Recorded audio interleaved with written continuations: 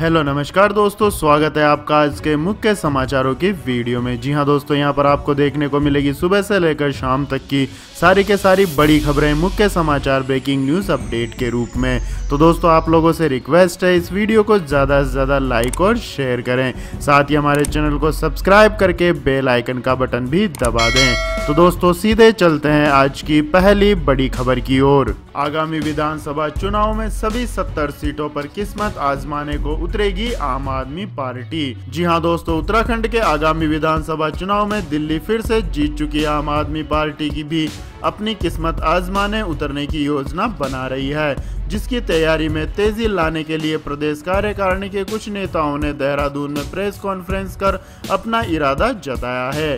हालांकि उत्तराखंड राज्य के गठन के बाद से पिछले 20 साल में यहां मुख्य रूप से दो ही दल रहे हैं, बीजेपी और कांग्रेस। इसके अलावा कोई तीसरा दल सत्ता में नहीं उभर कर आया है। तो दोस्तों आम आदमी पार्टी का उत्तराखंड में सभी सीटों पर चुनाव लड़ने का फैसला क्या सही है, कमेंट करके अपनी राय दें। इसके बाद दोस्तों जानते हैं अगली बड़ी खबर। अमित शाह की वर्चुअल रैली, ममता बनर्जी पर साधा निशाना, बोले पश्चिम बंगाल को हम फिर से सोनार बांग्ला बनाएंगे। जी हां दोस्तों, केंद्रीय गृह मंत्री ने मंगलवार को वर्चुअल रैली के जरिए पश्चिम बंगाल की जनता को संबोधित किया। इस मौके पर शाह ने कार्यकर्ताओं से पश्चिम बंगाल को सोनार बांग्ला बनाने का आह्वान किया है।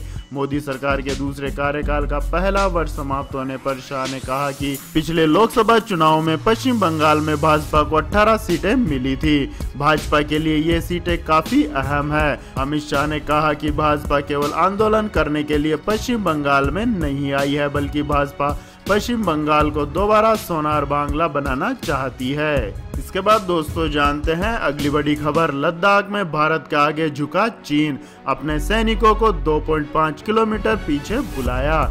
जी हां दोस्तों, भारत चीन के बीच पूर्वी लद्दाख में जारी गतिरोध के बीच चीनी सैनिक भारत के गलवान क्षेत्र से 2 से 2.5 किलोमीटर पीछे चले गए हैं। आपको बता दें कि इस गतिरोध को लेकर दोनों देशों की बातें जारी है और इससे लेकर इसी हफ्ते सैन्य स्तर की बैठक होना जरूरी है। आपको बता दें दोनों देशों के बीच पिछले 1 माह से भी ज्यादा समय से तनातनी कायम है, जिसे लेकर कई दौर की वार्ताएं भी हो चुकी है और अभी भी जारी है। ऐसे में पूर्वी लद्दाख के कई मोर्चों पर भारतीय और चीनी सेनाएं अलग अलग हो गई हैं। इसके बाद दोस्तों जानते हैं अगली बड़ी खबर। भारत को अंग्रेजों का गुलाम बनाने वाले रॉबर्ट क्लाइव की मूर्ति हटाने की मांग तेज।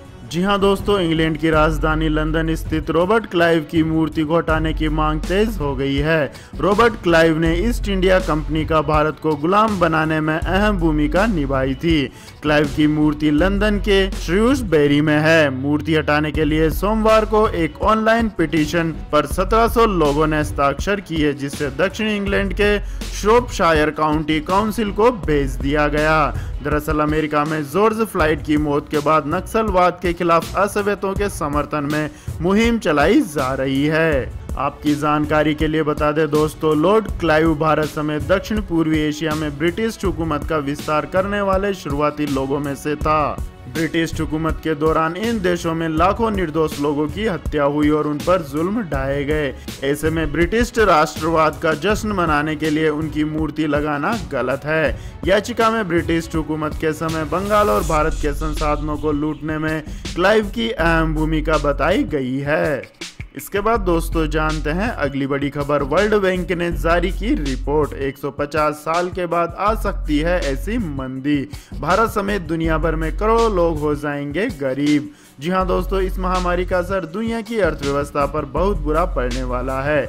वर्ल्ड बैंक ने अपनी नई रिपोर्ट ग्लोबल इकोनॉमिक प्रोस्पेक्ट में इसे लेकर चिंता जाहिर की है। वर्ल्ड बैंक के प्रेसिडेंट डेविड मलपास के अनुसार 1870 के बाद ये पहला मौका है जब महामारी की वजह से वैश्विक अर्थव्यवस्था में मंदी आएगी। यह बात उन्होंने रिपोर्ट की भूमिका में कही है। आपको बता दें कि वैश्विक अर्थव्यवस्था में 1870 के बाद अब तक कुल 14 बार मंदी आ चुकी है।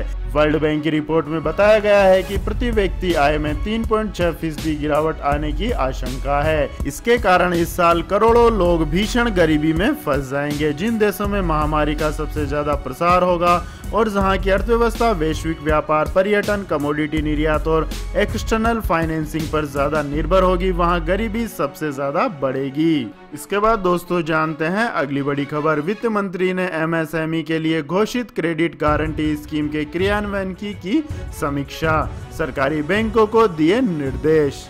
जी हां दोस्तों, वित्त मंत्री निर्मला सीतारमण ने क्रेडिट गारंटी स्कीम के क्रियान्वयन को लेकर पब्लिक सेक्टर्स बैंक के प्रमुखों के साथ मंगलवार को समीक्षा बैठक की। इस समीक्षा बैठक के दौरान वित्त मंत्री ने एमएसएमई सेक्टर के लिए घोषित 3 लाख करोड़ रुपए के emergency credit line guarantee scheme के तहत लोन के वितरण की गति को तेज करने को कहा है। ECLGS को लेकर इस बैठक का आयोजन वीडियो कॉन्फ्रेंसिंग के जरिए किया गया। इस बैठक के दौरान सीतारमण ने स्कीम के क्रियान्वयन में बैंकों की ओर से की जा रही कोशिशों की सराहना की। यह क्रेडिट गारंटी स्कीम केंद्र सरकार द्वारा घोषित 20 लाख करोड़ रुपए के आर्थिक पैकेज में शामिल है। इसके बाद दोस्तों जानते हैं अगली बड़ी खबर। लेकिन दोस्तों अगली खबर जानने से पहले आप लोगों से गुजारिश है कि इस वीडियो में दिखाई गई खबरें अगर आपको पसंद आई हो तो इस वीडियो को लाइक करें, कमेंट करें और हमारे चैनल को सब्सक्राइब करें। अडानी को मिला दुनिया का सबसे बड़ा solar power plant project. 43,300 crore रुपए का निवेश कर अडानी ग्रीन 8,000 मेगावाट का प्लांट स्थापित करेगी। जी हां दोस्तों, अडानी ग्रीन एनर्जी को मंगलवार को दुनिया का सबसे बड़ा पावर प्लांट प्रोजेक्ट मिला है। इस प्रोजेक्ट के तहत अडानी ग्रीन एनर्जी 8,000 मेगावाट क्षमता के सौर प्रोजेक्ट लगाएगी। इस पूरी परियोजना में 45,300 करोड़ रुपए का निवेश होगा। कंपनी को यह प्रोजेक्ट भारतीय सौर ऊर्जा निगम से मिला है। इस प्रोजेक्ट के मिलने के बाद अडानी 2025 तक दुनिया की सबसे बड़ी रिन्यूएबल कंपनी बन सकती है। इससे कंपनी अतिरिक्त 2 गीगावाट सोलर सेल के निर्माण कर सकेगी और उसकी मॉड्यूल निर्माण क्षमता भी बढ़ेगी। इस प्रोजेक्ट से 4 लाख डायरेक्ट और इनडायरेक्ट नौकरियां पैदा होगी। यह प्रोजेक्ट अडानी ग्रीन एनर्जी की क्षमता को 15 गीगावाट तक ले जाएगा। इसमें ऑपरेशन, मैन्युफैक्चरिंग या कंस्ट्रक्शन के मिले प्रोजेक्ट शामिल हैं। इसके बाद दोस्तों रुक करते हैं अगली बड़ी खबर का। लॉकडाउन में बदल गए सुकन्या समृद्धि योजना स्कीम से जुड़े नियम। जी हां दोस्तों, बेटियों की शादी और पढ़ाई के खर्चों के लिए केंद्र सरकार ने सुकन्या समृद्धि योजना को लॉन्च किया था। केंद्र सरकार की यह स्कीम टैक्स बचत से लेकर निवेश के लिहाज से सबसे बेहतर विकल्प में से एक है। हाल ही में केंद्र सरकार ने इस स्कीम से जुड़े कुछ नियमों में बदलाव किया है।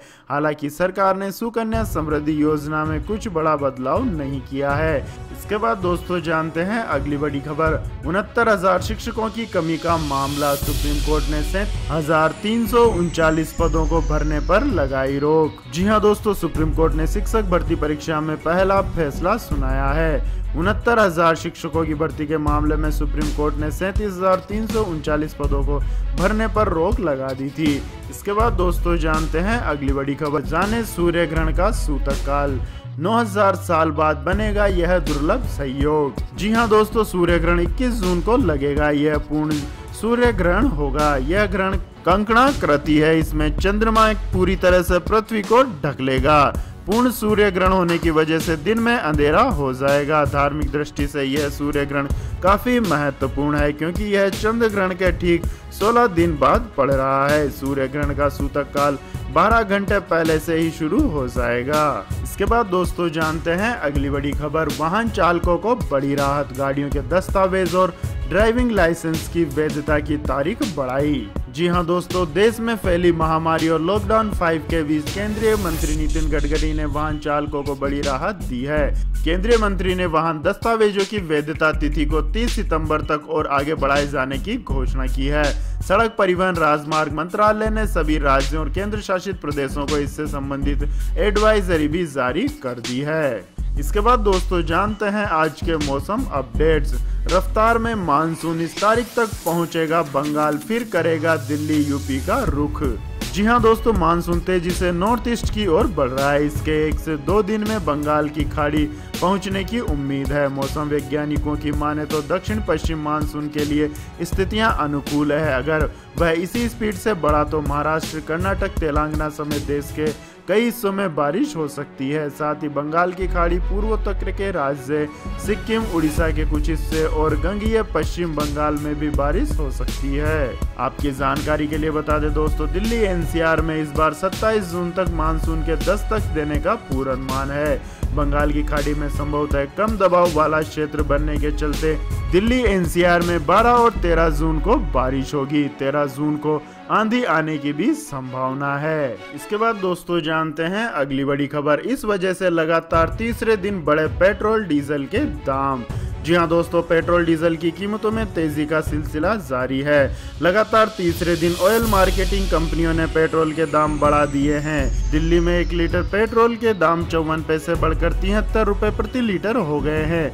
वहीं डीजल की कीमतों में भी जोरदार इजाफा हुआ है। दिल्ली में 1 लीटर डीजल के दाम बढ़कर 71 रुपए 17 पैसे प्रति लीटर हो गए हैं। इसके बाद दोस्तों जानते हैं आज के सोने और चांदी के भाव। तो दोस्तों इस हफ्ते लगातार दूसरे दिन सोने की कीमतों में तेजी आई है। अंतर्राष्ट्रीय स्तर पर कीमतें बढ़ने से घरेलू सराफा बाजार में सोने के दाम बढ़ गए हैं। आपकी जानकारी के लिए बता दें दोस्तों, दिल्ली सराफा बाजार में 10 ग्राम सोने की कीमतें 402 रुपए तक बढ़ गई है। वहीं चांदी की कीमतों में 893 रुपए प्रति किलोग्राम की तेजी देखने को मिली है, जिससे सोने के दाम 47,235 रुपए प्रति 10 ग्राम पर पहुंच गए हैं। वहीं चांदी भी 49,344 रुपए प्रति किलोग्राम पर पहुंच गई है। इसके बाद दोस्तों जानते हैं अगली बड़ी खबर। गेंद चमकाने के लिए लार का इस्तेमाल बैन, 2 बार वार्निंग के बाद जुर्माना लगेगा। जी हां दोस्तों, अंतर्राष्ट्रीय क्रिकेट परिषद यानी आईसीसी ने गेंद को चमकाने के लिए लार के इस्तेमाल पर अस्थायी तौर पर रोक लगा दी है। अनिल कुंबले की अध्यक्षता वाली क्रिकेट कमेटी ने लार पर बैन की सिफारिश की थी। इसके अलावा आईसीसी ने 2 देशों के बीच होने वाली घरेलू सीरीज में घरेलू एम्पायरों को नियुक्त करने की मांग भी मंजूर कर दी है। अभी तक आईसीसी के नियमों के मुताबिक घरेलू सीरीज में न्यूट्रल एम्पायरों को नियुक्त किया जाता था, लेकिन इस महामारी को देखते हुए इस नियम को हटा दिया गया है। अब दोनों देशों के बीच होने वाली सीरीज में दोनों फील्ड एम्पायर घरेलू ही होंगे। इसके अलावा मैच रेफरी भी घरेलू होगा। वहीं टेस्ट मैच में महामारी कनेक्शन का नियम लागू होगा, यानी किसी खिलाड़ी को इस महामारी से संक्रमित होने की सूरत में उसे रिप्लेस किया जा सकेगा। हालांकि यह सिर्फ टेस्ट क्रिकेट में ही अमल में लाया जाएगा। फिलहाल वनडे और T20 में इसे लागू नहीं किया गया है। इसके बाद दोस्तों जानते हैं अगली बड़ी खबर। कम कीमत में आ रहा है नया स्मार्टफोन OnePlus Z, 10 जुलाई को होगा लॉन्च। जी हां दोस्तों, OnePlus के आने वाले मिड रेंज स्मार्टफोन OnePlus की कुछ जानकारियां लीक हो गई है। ऑनलाइन लीक हुई जानकारी में फोन का कैमरा और भारतीय कीमत का पता चला है।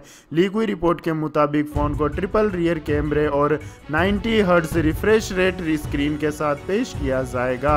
लीक में इन डिस्प्ले फिंगरप्रिंट्स स्कैनर होने की भी बात कही गई है। फीचर्स डिटेल्स के साथ इसकी लॉन्चिंग की तारीख का भी खुलासा किया गया है। पता चला है कि OnePlus Z को भारत में 10 जुलाई को लॉन्च किया जाएगा। और मिली खबर के अनुसार इसकी कीमत 24,990 रुपए रखी जाएगी, जो कि इसके 6GB 128GB वेरिएंट के लिए होगी।